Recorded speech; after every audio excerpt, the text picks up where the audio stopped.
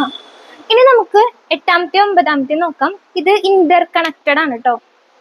Okay, ഇത് ഒരുമിച്ച് പഠിക്കാം നമുക്ക്. ഇത് ഈ ടൈപ്പ് എൻട്രീനെ നമ്മൾ പറയുന്നത് കോൺട്രാ എൻട്രി എന്നാണ്. അതെന്തായാലും നോട്ട് ചെയ്ത് വെക്കുക, ഇമ്പോർട്ടന്റ് ആണ് കേട്ടോ. Contra entry. ഓക്കെ, ഈ ഒരു എൻട്രിയുടെ പേര് നോട്ട് ചെയ്ത് വെക്കാം.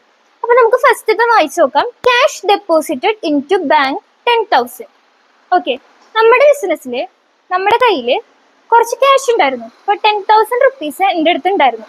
അത് ഞാൻ ബാങ്കിൽ കൊണ്ട് ഡെപ്പോസിറ്റ് ചെയ്തു. അതാണ് സിറ്റുവേഷൻ. അപ്പൊ എന്റെ ബിസിനസ്സിൽ ക്യാഷ് ഉണ്ടായിരുന്നത് കൊണ്ടുപോയിട്ട് അവിടെ ഇടുമ്പോൾ എന്റെ ഇവിടുത്തെ ക്യാഷ് കുറഞ്ഞു. അതേപോലെ തന്നെ എന്റെ ബാങ്കില് എമൗണ്ട് കൂടി. ഇതാണ് ഉണ്ടാവുന്ന സിറ്റുവേഷൻ. ഇങ്ങനെ ഒരു എൻട്രി തന്ന, അതായത് ക്യാഷും ബാങ്കും തമ്മിലുള്ള ഒരു ട്രാൻസാക്ഷൻ തന്നു കഴിഞ്ഞാൽ അതിന്റെ ആസ്പെക്ട് എന്ന് പറയുന്നത് ക്യാഷും അതുപോലെ തന്നെ ബാങ്കും തന്നെയാണ്. ഓക്കെ, ഇതില് എന്റെ കയ്യിലുണ്ടായിരുന്ന ക്യാഷ് ഇവിടുന്ന് കൊണ്ടുപോകുമ്പോൾ ക്യാഷ് അത്രയും കുറഞ്ഞു. അതേപോലെ തന്നെ എന്റെ ബാങ്ക് ബാലൻസ് എന്തായി? കൂടി. അതായത് ബാങ്കിൽ കൊണ്ടുപോയി ക്യാഷ് ഇടുമ്പോൾ ബാങ്ക് ബാലൻസ് കൂടില്ലേ? ഓക്കെ, അപ്പൊ എന്തായി? ക്യാഷ് ഡിക്രീസ് ആയി, ബാങ്ക് ഇൻക്രീസും ആയി. സോ നമുക്കിത് സുഖമാണ്, കാരണം ഇത് രണ്ടും അസറ്റ് കാറ്റഗറിയാണ്.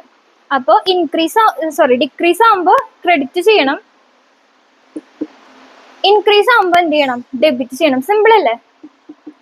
ഓക്കെ, അപ്പൊ നമുക്ക് എന്തായി? ഇത് നമുക്ക് ഡെബിറ്റിലേക്ക് കൊടുക്കാം. Bank account debtor to cash. അങ്ങനെ ഡെബിറ്റ് ആസ്പെക്റ്റിലും ക്രെഡിറ്റ് ആസ്പെക്റ്റിലും ബാങ്കോ അല്ലെങ്കിൽ ക്യാഷോ വരികയാണെങ്കിൽ അതിന് നമ്മൾ പറയുന്ന പേരാണ് എന്ത്? Contra entry. ഓക്കെ, ഡെബിറ്റിലോ ക്രെഡിറ്റിലോ ക്യാഷ് അല്ലെങ്കിൽ ബാങ്ക് വരാണെങ്കിൽ, ബോത്ത് ഇതില് നമുക്ക് എന്ത് വരാണ്? ക്യാഷോ അല്ലെങ്കിൽ ബാങ്കോ വരാണെങ്കിൽ നമ്മൾ അതിന് പറയുന്ന പേരാണ് കോൺട്രാ എൻട്രി എന്നുള്ളത്. ഓക്കെ, അതേപോലെ തന്നെയാണ് ഇത്.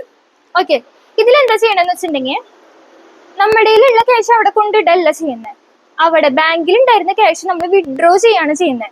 അപ്പൊ നമുക്കറിയാം ഇവിടെ ബാങ്കും ക്യാഷും വരുന്നുണ്ട്. സോ ആസ്പെക്ട് എന്താ? ക്യാഷും ബാങ്കും തന്നെയാണ്. ഓക്കെ,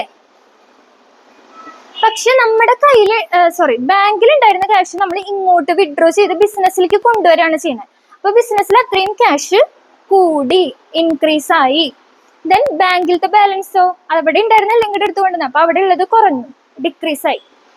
ഓക്കെ, അപ്പൊ നമുക്ക് ഇവിടെ നേരെ തിരിച്ചല്ല. ക്യാഷ് ഇവിടെ ഡിക്രീസ് ആയിരുന്നു, ഇവിടെ ഇൻക്രീസ് ആയി. ഇവിടെ ബാങ്ക് ഇൻക്രീസ് ആയിരുന്നു, ഇവിടെ ഡിക്രീസ് ആയി. അപ്പൊ നമുക്ക് ജേർണൽ എൻട്രി എഴുതാം. ക്യാഷ് അക്കൗണ്ട് ഡെറ്റർ, അതായത് അസറ്റ് ഇൻക്രീസ് ആകുമ്പോൾ ഡെബിറ്റ് അല്ലേ? Debit to bank. ഇതാണ് ഇതിന്റെ റിവേഴ്സ് എൻട്രി ആണ് ഇവിടെ വരുന്നത്.